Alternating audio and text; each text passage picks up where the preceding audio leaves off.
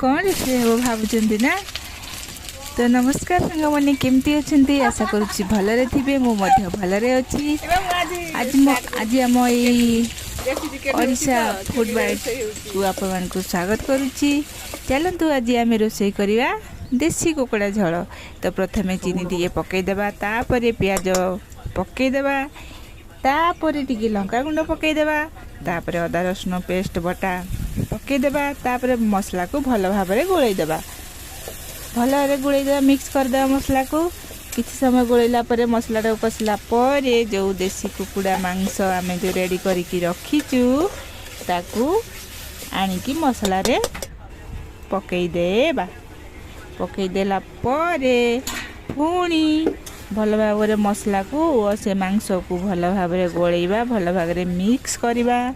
एहे मु तो लुण देवा को भूली जाइली, तेणुक लुण टिके पकईदेवा।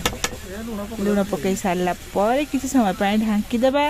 ढांकीदेला पर किसी समय गला पर पुणी आम ढांकुणी को उठेदेवा। देखिया बढ़िया बनी आसी कुकुड़ा मांस, बढ़िया बनी आसी देसी कुकुड़ा मांस बढ़िया बनी आसी। देखो बढ़िया देखा जाउची।